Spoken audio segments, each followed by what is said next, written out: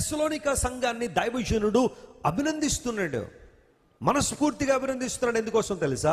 కష్టములలో సైతం మీరు తొలగిపోలేదో, ఇబ్బందులు వచ్చినప్పటికీ ప్రభువు కోసం మీరు వెనుకకు జారిపోలేదో.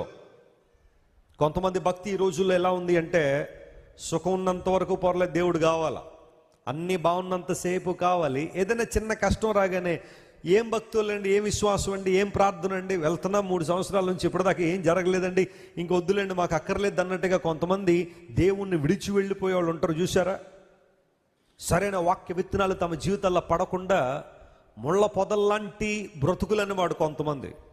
వాక్యం పడుతుంది, ఫలిస్తూ ఉంటే ముళ్ళు వాటిని అణిచివేస్తున్న అనుభవాల్లో చాలామంది ఉన్నారు. ఐహిక విచారాలు, లోక సంబంధం అనుభవాలు దేవుని వాక్యాన్ని, వాక్యపు విత్తనాల యొక్క ప్రభావాన్ని అణిచివేస్తున్నట్టుగా కొన్ని కుటుంబాలు ఉన్నాయి.